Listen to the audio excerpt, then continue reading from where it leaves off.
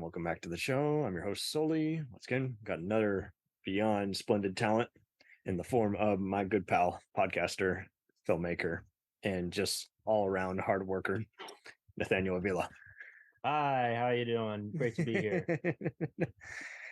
And altogether, it's been just very intriguing. We've been pals since UTA, but altogether, there's just something that draws everyone to Nate, and it's probably just his sheer passion. So, Yeah, you've been going strong at this since the 2010s. You've worked on so many festival favorites. You've altogether just come up with just your own independent business as well called Actor Correct, and altogether there's just no stopping you. Just as a throwback, what do you think drove your passion in the first place? Oh, that's a great question. That's actually a really good story that came with it. It actually started back in 2008. I was in middle school. I believe I was like 13 at the time. At that time, my school was going through like this. They do this like this science fair type thing. They have like a bunch of different categories and stuff um and one of the categories they had was a short film competition. Nice. Yeah. So I did that and I got together with my friends and I uh we wrote the script together. Well, it had like a theme to it. Like the theme that day was rockets that year. So we made a short film about rockets. It was supposed to be about like these group of astronauts that had to fly off to like some alien planet to rescue these other astronauts that were stranded there. So How long did it have to be? I think the maximum time was 14 minutes, I believe. And yeah, and I think that the final film was like 8 minutes, I believe. That was the total runtime. Playing it safe, And yeah, and we came here. We spent the weekend here in this very room that I'm in, and we stapled a green screen strip from up there all across down over there, and we just like stapled it with like a with a staple gun, and it wasn't even really a green screen per se. It was just a green like sheet, and works for us. Works for everyone. yeah, and we filmed it together. And after that, we ended up winning first place. And I still have the trophy. It's in my room right now. And we won first place in the short film competition. And that's when I was like, yeah, I think I would like to do this. It's my deal. I'm gonna keep doing this. Yeah. So that's pretty much how I found my passion for filmmaking is during that time. I did it again the next year when I was in eighth grade. We ended up winning second place that year. Yeah. We lost to somebody who was using stop motion Legos. Yeah. I mean, it's stop motion. You can't really compete with that. Did you kind of hustle him afterwards? Say, hey, I think you need to join my team of creatives. I wish. I don't know if he was even there at the. He probably wasn't. So yeah, that's pretty much how I got my start. I started working. I started taking like some intro classes at the studio in Las Colinas here in Dallas. I'm jealous. I loved going to that place. Yeah, it's a great place. I took some classes there, and that's when I learned like the very basics, like the basics, like like this is a microphone. That's it uses to record things. This is what you do when you need this. Exactly. And it was like, this is a light, you use it to light things. And it was basically like that. And and so that's basically how I got my like my under like my basics about what filmmaking is. And then I did that in high school. And then after that I went to film school at UT Arlington. And and then that's where we met. And then I continued doing it, continued making several short films there, and I didn't really get my like I didn't start like really getting into it still finding my stride until I made it was that one film that we did together. It was it was Black Paint that we did. Yeah, Uh, we were yeah, dealing with the mobster intimidation and the Forbidden Triangle. Yeah, that was so much fun. yeah, that was a lot of fun. So we did that, and then after that, I found my mojo, and I went down from there. Uh, yeah, and then after that, I went to graduate school at Full Sail University in Orlando. Got my master's degree, and then I kept on doing it. I kept on Yeah, going. no shortage of it. Mhm. You're still on a streak doing about 5 different things each year. And uh, how do you recommend others just kind of brainstorm and actually finally work on their convincing each other that they're serious? Because it seems like it's not easy to do at first. Yeah, that's I hear that from a lot of other people that out of all the people that they know, I'm one of the people who actually like follows through and finishes what they start. Correct. And I say in order to like help yourself like establish like try to like find yourself to actually finish what you started is definitely have a passion for it. Like do something that you want to do. And that's something that really interests you and be like this is the message I want to say. This is a story I want to tell, and I want to do anything to get to that point to be able to tell it. So once you get started and you have this idea that really speaks to you and is really personal to you, or and it's something that you want to say, definitely start doing it and just keep on going no matter what. And there's going to be like some obstacles to it, and Always. sometimes yeah, there's going to be some obstacles, and sometimes you just want to like throw your hands up to it, say like this is too hard. Um, But don't Yeah. worry, man. Like the films take like long time to go to make. 1 minute short films can take years to finish, and that's all right. Just keep getting at it, and because like the more you get at it, the better it'll feel like at the end. Like, It's so well. Yeah. mm-hmm. What have been some networking groups that you recommend? That's a good question. In terms of like networking groups, I actually haven't been going into networking groups very much. Okay. Usually, I do I make my own films, and oh wait, the best networking groups that I can honestly say is definitely the film festivals that you go to. Like once you go into those, um, and you get to showcase your work and you see other people's work, and then you look at it and you'll be like, oh wow, that looks really interesting. I Actually wonder what works.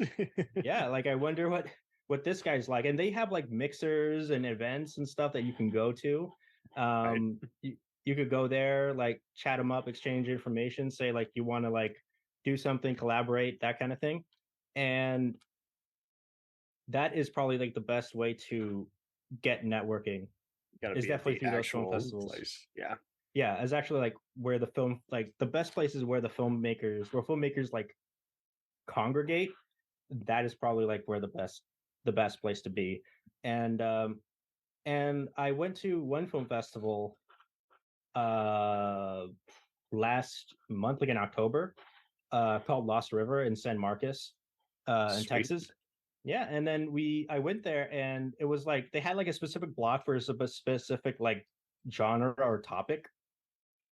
And there I basically met with other filmmakers who were dealing with like the similar topics that I was doing. So it's a great way to like Instant win. find like yeah, you get to find like-minded people and all that kind of stuff. And also like when you go to like film festivals that are more like on the niche side of things, like your Latino film festivals, your LGBTQ film festivals, you get Right. to see like yeah, you get to see like other people who are and from a similar group as you are from a different group that you're trying to learn more about, and you get to see people who have like the same mindset as you do, and that's a great way to like find people to collaborate, people who are actually serious about filmmaking and like what they do. So I would say definitely film festivals, 100%. Perfect. Yeah. What would you say you mainly utilize for when just you know what you want to portray and demonstrate, but some people just still aren't understanding it. Most people will just be quick and they're like, fine, that's it, I'm cutting you out. And others will just be just a little more patient. Well, what do you use to just kind of demonstrate to people, hey, here's what I want, here's what I've been saying, do you get it now? So usually, like when I first start, when I'm gathering like crew and everything, like I make what is known as like a director's like vision sheet, where I Correct. outline everything that I want to, like everything I envision for this film, and I share it with all the members of the crew, especially the department heads, to make sure that they know what we're doing, what I'm expecting of them. Uh, which Right. includes like the cinematography, the sound, the production design, the editing, the locations, all that. And so that way they can know what I'm doing. Usually we have like a look at the film meeting where I gather like all like the production designer and the first AD and Mm-hmm. the director of photography, and we discuss it and we go through it. Um, and that's pretty much how we go. Usually when like the person, like the DP or the production designer that I have just doesn't seem to like get it. Most of the time they do, but on the cases that they don't, usually at that point I'm like, I can't really find anyone else. I might as well just keep going, and it'll be what it is. But Maybe we don't need that element. Maybe that's just been the obstacle. yeah, Use it for yeah. part two. hmm So yeah, that's pretty much how I used to like to describe what I'm envisioning. And like my last film that I did, uh the last film that I did, uh Soaked, remember Soaked? Mm-hmm. Yeah, like the one with the same sex couple, the fathers, and they have like the daughter who is going through her first period. Uh Very inspiring. we Yeah, and then hilarity ensues. We had like a DP for that, um, and our other producer, Jasmine, wasn't exactly impressed with his work Yeah. at the end of it, Mm-hmm. and I'm like, well, it is what it is. Usually by that time we were already in like the thick of it, so we can't really change. So at Yeah. that point in time, we're just like, okay, we're probably just not going to work with them again. Uh, but that's pretty much how it goes when things aren't working out the way you want to, especially when people aren't giving you what you want. Um, and in terms of like performances, like actors are a bit tough when it comes to that. Yeah. You don't know who's Yeah, serious, who's doing it because they actually it speaks to them versus it's a ego stroke. yeah. The thing about actors is that they want to be they are very vital to the essential of the film, Yeah. They and can break it. so yeah. So there are times when like we kind of go a bit long. We're on take 8 or 10, and they're kind of like tired at that point. So there are times when like, okay, we're not going to get like the level of performance we need, but we need to move on to the next Yeah. bit, because then we have the first AD saying like we need to be on the next scene like 5 minutes ago, Right. uh, and at that point we're like, okay, we we got what we got. Maybe we can find something like close to it, Maybe we can but tweak it in the editing room, have the music right. give a bigger mood that the actor couldn't deliver. And it is annoying when some people want to pretend, hey, you must not be a good director. You didn't get a performance. Yet they don't seem to know the other side. Sometimes people are you just can't work with. Like they're just Mhm. refusing to give you what you want. So Yeah, it's nothing yeah, that's personal the now. thing. Yeah, that's the thing. I don't think like when you want to blame the director for everyone in terms of like the performances, like Hmm. sometimes like just like the acting is just not good. Something the director is just not going to be able to do. Right. And It's just not working for whatever reason. And mhm, people seem why do you think it is that people like to make it like a game of politics where we blame just the president or VP in charge when really it's a team? If your whole team is yeah, garbage, then you won't do much better as the face of it. yeah. I think it comes like down to like the whole auteur Really idea of does. filmmaking. Yeah. like the director is the artist or the writer, like this, like a singular entity that produces this piece of work. It's like a record producer. Right. And I think they like look at that, and when they look at the production design, maybe the production design is kind of wonky or the wardrobe choices weren't that great, they instantly like blame the director as opposed to like the wardrobe designer, or maybe the cinematographer had a few shots out of loop that, despite the viewfinder, it wasn't apparent until watching it on a big screen, Right, exactly. What do you think is going to be your most used digital camera? My most used digital camera is probably like right now I own like a XA40 Canon camera. Yes. For that, I do have like a DSLR, like a D33 300 Nikon. That I use for photography, and I also use like for some video as well. But the XA40 is also, I use that a lot. It's not really a cinema camera; it's more of like for like events and stuff. But yeah, I do want to like invest in an EOS Mach 5 and get that one day, which is a Canon. Though like those are probably like my most used like digital cameras. Though the last film that I did, the one that I completed with Sam Page and Sierra Clark uses a she's actually one of the best cinematographers I've ever worked with, and she uses like an Ursa Mini, like a Black Magic camera. Yes, she does. Which is really good. Like, and she uses that for everything, even things that you wouldn't like know to use like a cinema camera for. Like I saw her use it for like an improv show, and and then and then our last DP that we used on Soak, we used like a red Scarlet, which are like red cameras are very powerful. I know they use those in like Hollywood productions and everything, which is also really good. So those are basically my digital camera recommendations. The one I use is the XA40. Excellent. Either way, it seems like so what are some factors that you can use to kind of decipher the ones who are serious and will work with any kind of crew versus the ones who got ideas but zero organization? Usually I just look at it as, do they have a distribution plan or can they do a shot or storyboard? And usually when I check that list off or can't check it off, that's the indicator on whether I want to stick around. What do you use when doing your various collaborations that you're just like, okay, we're in business. We're the big town tonight. Yeah, definitely. Like when I see that somebody is serious is when they're like, they have like the pre-production down, because that's basically where it all starts. They're ready to go that far, then maybe they are, Yeah, like definitely, like they have everything planned out. They have the strip board ready. They got like the shot list ready, all that kind of stuff. They have their like props and makeup, maybe.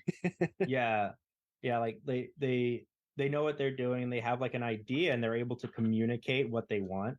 Is definitely like the signs of what's to come, because everything that goes on in development, like in pre-production, that's what's going to make it in production and in post-production. 1,000%. Kudos if their parents can make catering and their partner or spouse can also do makeup. Oh yes, that cuts down the stress. Yeah, but like in production wise, like when we get to that stage and like the director is just kind of like mowing around being like and like 3 hours have gone by, this is not you already know this is a shit show and this will be the last time. Yeah, exactly. And it took us like hours to just get one shot. Then that's it's not good. When it's obvious that we don't have like a set schedule and we don't have like a shot list or a storyboard, that's when I'm like, oh no, things are not going well. We'll return after these messages. Do you ever find yourself thinking about who would win in a fight between Goku and Superman? Hi, I'm James Gavsey, and on the Who Would Win show, me and my co-host Ray ignore anything important happening in the outside world and debate fictional battles between characters from comics, movies, and video games. We got a new show every week, and almost always am I the winner. Yeah, not true, Ray. In the past, we've discussed such matches as Captain America versus Darth Vader, Solid Snake versus the Iron Giant, classic matchups like RoboCop versus Terminator, and even the Muppets versus Sesame Street. That one was crazy. So if you're a fan of geek culture and love a spirited debate, check out the Who Would Win Show wherever you get your podcasts, or check us out at whowouldwinshow.com.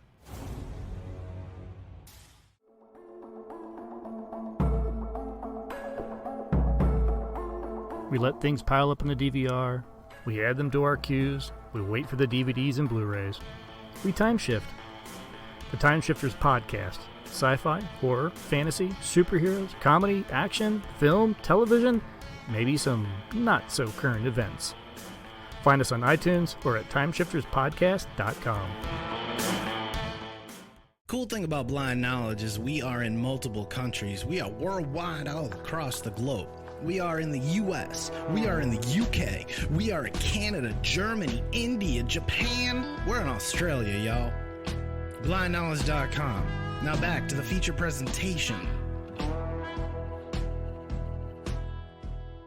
Dragon Ball Z, One Piece, Naruto, all things that we love, all manga that were originally published in the legendary magazine Weekly Shonen Jump. But not every series can run for 300 chapters and have a hit anime. This is David. This is Jordan. We're the hosts of Shonen Flop. Each episode, we look at manga that ran in Jump that didn't quite make it. We discuss what it did wrong, what it did right, how the series could have turned itself around, and ultimately, was it a flop or not? We're on all your favorite podcast apps, and you can find us at shonenflop.com. Keep on flopping, floppers. Or like when there's no safety measures in place in terms of like if there's stunts and stuff. Yeah, like if there's fight scenes and everything. Yeah. I heard this one story from this one of the actors that I was working with. She told me about this one set that she was in where she had her hair pulled by somebody, and when they did that, she kind of like fell over and hit her head on the floor, and that wasn't very fun. No, it's garbage. Yeah. So safety first, definitely in all film productions. You got to make sure that safety is first. Have safety meetings before we shoot. That's very important. I hear you. I was working on one project with someone who we both knew, and they wanted to have someone fall down a stairway. I'm like, okay, so what's your budget for that? And they looked at me like, what do you mean? I'm like, I mean what I mean. You're going to need to hire a professional if you're going to do that, unless you want to do it yourself and risk going to the hospital.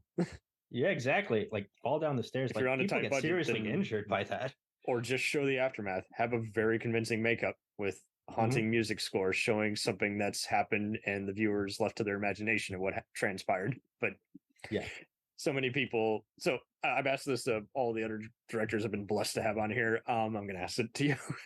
Yeah. Oh, there's so many snobs, and you got to cut through it because it's just inevitable. People are shitty. So how do you cut through the ones who are independent, but you got to pick their brain and make them realize, hey, not everyone can be Sam Raimi. Not everyone can be, intense low budget.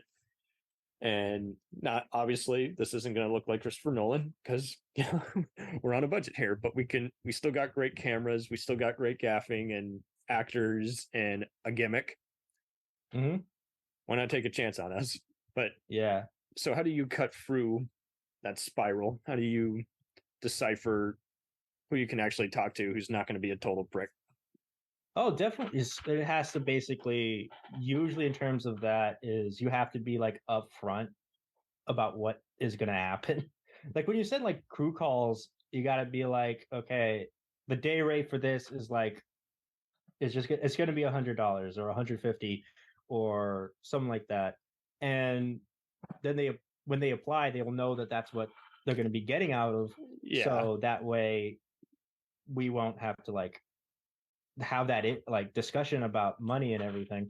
And in terms of like also knowing like different resources to get like use your networking opportunities to try to get like a location, maybe like a friend of a friend knows somebody who can use your space, right, or stuff like that. You're going to be paid, but it may or may not be, let's just say it's not going to be SAG scale, but right, it'd be 100 to 400 plus, buying you food and maybe driving you back home if that's the case.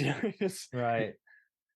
Exactly. And then like when you're doing like props and wardrobe, the Thrift store, baby. thrift store is best place. And that's pretty much where you go. If you do want to splurge on something, definitely splurge for the catering and the food. That's probably the best thing that you can do.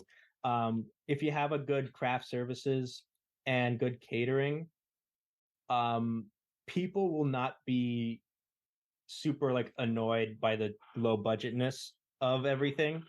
If you have that, they'll go along with everything and put their best foot forward and making sure that the film is like the best that it could possibly be. Yeah, and then I think like the last film that we had was we used the Scarlet, and the Scarlet was the DP had access to one, so he let us he used it because that's what he had. He had access to it, so like ask around, maybe some of the crew members have what they need to do. And our sound operator, he already had everything ready to go, already had his own equipment and everything.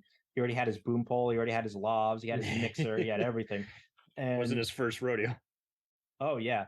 And so he was ready to go. So people who are experienced and are willing to work for your budgeted amount is definitely really, really good. And I've seen like all you got to do really is like have like a good camera, if anything, 4K, 8K. Because I've seen like some on films that I've seen in while I was watching the film festivals, all you really need is like I've seen some with stories where it wasn't like the best and the acting wasn't the best, but and it looked good. Else. But yeah, but the establishing shot and the end shot that stayed with you, and you're like, this person can grow versus, I don't know, this kind of looks direct to video level. He might be exactly. What's your take on streaming? There's people who want to consider that the next theatrical as an alternative means. I'm kind of on the fence. I'm like, that's really no different than made for TV direct to video, only it's more cinematic looking. That's kind of like what I'm seeing nowadays. Like cheap shot in Louisiana or Georgia with red cameras and celebrities who took a pay cut. Yeah, it does seem to be doing that. Like it looks like Netflix is run by Wall Street brokers who got money to throw away, so they don't care if it does or doesn't make any money back. It's like, so does everyone want to just break the industry, oversaturate it? Yeah, that's what it seems like. It seems like on Netflix, they would greenlight pretty much anything, anyone that any Tom, Dick, or Jerry comes in their offices with. Some of them are good. Most of them are not. No, sometimes you get like a Stranger Thing. Yeah, sometimes you get a Stranger Things out of it. But most of the time it breaks the internet, and then well, why do you think it is that people want to cancel things after 1 to 2 years instead of let it grow over time? I don't know. I think it's because of the immediate, the like TV execs like want to like see it like do it like get all the ratings, get all the money, get all the AdSense like right now. But if it doesn't, then it doesn't even have to do with like even the quality of the film of the show. Like I've seen like great shows get canceled after one season because it just didn't do even post COVID. Yeah, is like they knew it was coming back. They knew it was stalled an extra year. And they still canceled it. Yeah, like there was like your Fireflies and your Freaks and Geeks that were like really good. The word of mouth ones. I just got into Space Above and Beyond, which was by the X-Files guys. Oh snap! If it was by the X-Files guys, it must be good. Yeah, it was a very realistic portrayal of like if you had to militarize the entire human populace to fight against an unseen alien force in space, and it wasn't trying to be like Star Wars or anything. It was trying to actually say this is the end of the world. This is a non-fascist version of Starship Troopers, kind of. Oh snap! I did. What network is that on? It was on Fox, and you can only get it for DVD and maybe YouTube. Yeah. Well, it sounds like a diamond in the rough. I gotta check it out. I gotta find it. Totally. And now that Prime kind of stopped allowing people to upload their shorts and films, now Tubi's kind of accepting everything. I've seen actually off topic, I saw one guy who had a very bad, oblivious to this B movie sounding idea, I knew him back in like 2014 when he wanted to do this, and he just Mhm. now got it made on Tubi last year. And I was just shaking at it because I had a friend in it playing a cop, and basically he was so bored on set he convinced him to kill his character. So, Oh snap! not that they had any budget to make a convincing death. Why do you think it is some people kind of just they want an outlet, but is it that we don't know how to do a constructive sit down with others, or is it that others just don't want to hear anyone's take? They just want to go out and do it. Yeah, I mean that might be it. Sometimes people think that they're like a Tommy Wiseau type guy. You can't tell me who- no. I know it sucks, Yeah. but you can't tell me it sucks because it's me, baby. Yeah, pretty much. Sometimes it's like that. Sometimes people like take any sort of criticism as like a personal He attack to them. attacked And they're like, me, those bastards. yeah. So they're like, whatever, I'm doing my own thing. I get it. You just don't get it, but I get it. And then that's pretty much what they do. And in terms of like places like Prime and Tubi, those could be like I've seen like some so bad it's good type films on there, but Mhm. since everybody can like upload it on them now, it's hard to navigate through. Now they're doing originals. It's kind of like they want to combat Prime and Shudder in a way. Mhm. Yeah, and like I don't know, people are a little bit less intolerant when they watch something on Prime because you actually have to pay for it. Yeah. And if as they're just opposed to, watching like- their clock, then that's just as bad as being in a theater, which you paid, Exactly, $30 yeah. to sit for all the ads. Yeah, and like you're said to be more forgiving when you watch something on like YouTube because or a it's free. festival. Or a festival. Yeah.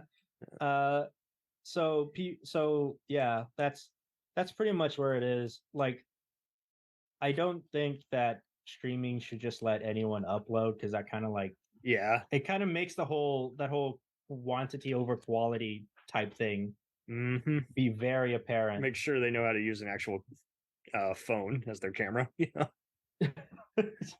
Yeah. Do you think web series are kind of still going to be active, or are they kind of faded off since Google doesn't allow anyone to really make a living on YouTube anymore? That's a good question. I don't know. I guess you can find like some people do some like do some web series just for the passion of it, I suppose. I know one person who I worked with in Disney who made a web series which is just like a series of like vlogs that take place like in the Harry Potter universe. So it's like it's like supposed to be like a group of like Hogwarts students doing like vlogs and stuff. Comedy / fan film, but kept them busy. Easy IMDb credit in that 1 month where they weren't working. Yeah, and stuff like that. Like sometimes like those are pretty good to see because you see the passion behind that. But if you want to do it thinking you're gonna be like make $1 million, I don't think so. Yeah.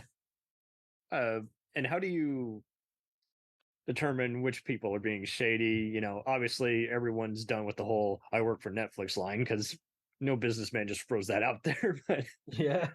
But at the same time, you got to know a friend of a friend who knows another friend to go to an actual surprise meeting where you'll somehow be a big part of. Mm-hmm. What was it? I'm sorry. No, it's all good. So how do you tap through just inevitably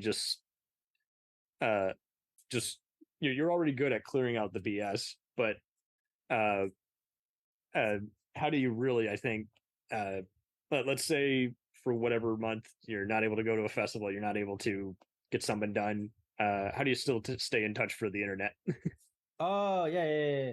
That's a good question. Like we usually, in order to try to like to keep the creative juices flowing, sometimes you got to like try to write a screenplay or do some photography work while you're at it. Any like other creative outlet? Yeah, do something like that'll like train your your cinematic eye. That is like that one scene and it was an anime movie. I don't remember what it was called. It was something The Cinephile. Do you know what I'm talking about? The Cinephile. Something The Cinephile. Cinephile anime. Piomo the Cinephile. Okay. Yeah, Kiyomo the Cinephile. I have not seen Yeah. this. And it was about like this kid who's really into movie making, and there was like this one scene where he's like on a bus, and the camera just zooms into his eye, and then his eye turns into like a camera lens, and then it goes into like what he's thinking, and then you see like this shot of like this girl jumping into a puddle, and you see like this time lapse of like color correction throughout, and then it zooms out, and he's like, "That's what I'm thinking." And that's kind of like what you got to do. Like, just look around, see anything cool patterns, cool things that you can like shoot and photograph, like go with that. Another thing you can do is just like watch movies, watch like people... actually take note during them instead of whoa, I want to do something like that. yeah, like I just recently watched The French Dispatch by Wes Anderson. And you gotta like watch everything, like how he uses like his pans and his zooms and his use of center shots and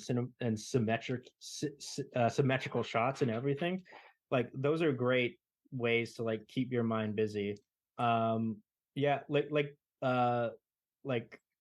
there's like a list on Letterboxd, which is based off a book called 1001 Movies to Watch Before You Die.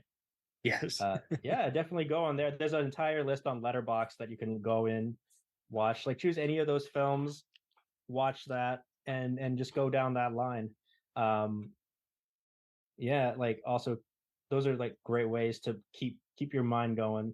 And if you like you think of something like I want to do something in this range, like do like a little side project. I'm currently doing like this documentary and doing post-production for Soaked and doing pre-production. I hope it goes so well, my dude. Yeah, thank you. And in the meantime, I'm like, I kind of want to do a dance film. I want to do a film about dancing, about somebody dancing. So I reached out to this one person who was a dancer, and I was like, hey, do you want to do a dance film in January? And then she was like, yeah, let's do it. So now we're currently getting all that choreographed and everything. And we selected the song that we're gonna choreograph around. So it's currently being choreographed, and I'm looking forward to it. So like, if you think of something like I want to do something like this, just go for it. Yeah, and that's probably like the best ways to do during like these downtimes. Absolutely. I know you're a big anime guy, as well as just into all kinds of movies, from Criterion to Turner Classic Movies, featured films, and even Pixar. Have you thought of even doing a audio drama or an animation with a local studio? Oh, actually, it's funny you mentioned that, because I am thinking about I am trying to do an animation with my collaborating with my sister who does animation. Like, she graduated from an animation school and everything. Yeah, so we're gonna do like this short, like this micro short 1 to 2 minute animation that I wrote up, and she's currently doing the storyboards for it. Hopefully we'll get that done by next month. So yeah, I always want to do like animation and everything, and exploring like other mediums. I have thought about probably doing a play, maybe. But it could be very possible. There's Pocket Sandwich Theater, I think, takes submissions. Dramafied takes any kind of audio drama as long as it's PG rated. And people are all the time, looking for a random animation short that is very amusing and has the right hashtags. Yeah, exactly. Overall, any just closing advice for others is like, what do you recommend for people to just do other than get a good night's sleep and get their brain working first thing in the morning? Yeah, I would say just do it. If you want to make movies, make movies.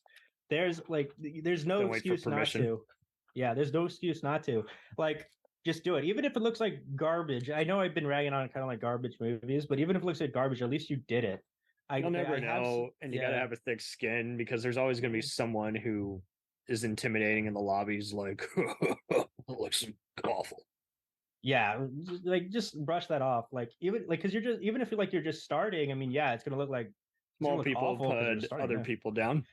Yeah, people are gonna put other people down. You just need to like ignore those guys. hang out with people who want to help you improve, who push you to be better instead of just like push Bingo. you down. That's what we do. And there's like, you have like a camera right here in your phone. Yeah. Just use this. You don't need to buy Color a $20,000 corrected after camera. the fact, something. Yeah. Exactly. Yeah. DaVinci is a free software for editing, and you can use that. It's really good as in terms of like free goes. Yeah. And yeah, I know that J.J. Abrams did a TED Talk kind of like similar, where he said like when he was growing up, he would say like to people like if you want to write a script, write a script. There's nothing stopping you to write a script. But nowadays he would say like if you want to make an entire movie, make an entire movie. You have all the resources you need in order to make it. So I say if you make a movie, make the movie. Even if it's a bad looking movie production wise, I still have a lot of respect for people who actually finish it and actually do it, and who says they're going to do it and actually does it. Listen to advice from filmmakers who you love. Even listen to infamous ones who you can't stand. They might have one solid piece of advice, and you're like, that's how they got big. Yeah, that's what I would say. Also, like if you're gonna be my film professor at Full Sail said like if you want to be like a film student, you got to be a student of film. So definitely look back on the greats, see how they did it, see what they do, and try to like make your own style from that. Have patience, have dedication, have everything. Yeah, definitely have patience. A lot of patience. That's like a good chunk of what we do. Be realistic with time and don't keep people up till 5 a.m. Exactly. You got to. I'll plan everything. 2 hours of sleep. Not gonna work. Plan everything. Dot every I and cross every T. Because I know that also Murphy's Law is a thing. Murphy's Law is a thing. Whatever could happen, anything wrong that could happen will happen. So things are going to go wrong no matter how much you plan for it. Totally. But you gotta be ready for that. Don't fall privy to, well, maybe I have writer's block. No, bullshit. You either want to get this done or you don't. Exactly. Finish the screenplay or just sit on it and then revisit it when you're ready. For sure. Maybe it doesn't work as a cartoon or a live action. Maybe it can be, like you say, a stage play or a Smithsonian short. I don't, no. That's very true. Yeah, because like maybe it's a news piece. Yeah, and like I know that Del Toro, when he first did The Strain, it started off as like a novel. Yeah, he wrote his own book. Wrote it into a novel. Yeah, adapted, and then it turned into a TV show. But yeah, like explore other mediums is also another good way to do it. What would you say is your favorite genre, since you don't seem to be loyal to one? That's a good question. So many will refuse to do one or the other, or not be given a chance because people have it as, well, they only do this, maybe they can't do that. Yeah, I do really enjoy film noir and neo noir. Yes. I like the whole detective solving a mystery type thing, solving a murder. Documentaries. I would say documentaries are really fun too. Yeah, that's what I would say. It allows you to do a montage the right way instead of, well, I don't know how to communicate this, so I guess I'm doing a montage. Yeah. Hack. And it also allows you to get enough coverage instead of worrying about, oh my God, I don't know how to mesh all 5 of these elements together. Yeah. Someone else do that for me and I take the credit. No. Exactly. Yeah. Okay, well, this has been a blessing to have you on here. What is Actor Correct doing next as part of your business? Let me see. I know we're going to be doing like a photo shoot for this puppy company. I don't really 100% know they do. They might be like a grooming company, doing a photo shoot for them. Right. So I think that's the next thing that we're going to be doing. So weddings pay great, man. Yeah, absolutely. I had a few other relatives who are like, oh, don't ever work for a wedding. I'm like, well, just don't get emotional about it. Just give them what they want. Maybe they don't know what they want, but they'll still pay you. That's very true. Those are words to live by. Oh, man. Well, and my dude, you you've given me many words to live by, and I hope you get a lot of great stuff coming your way this year.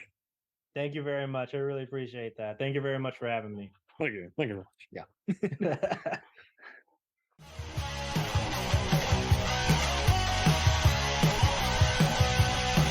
Follow us on the web on Facebook, Twitter, and Instagram. The podcast is available on Podbean, Spotify, iHeartRadio, Anchor, Apple, and anywhere else podcasts are available. Feel free to review our show and leave comments on any of those sites. Thanks a million for listeing. It's a jacked up review show.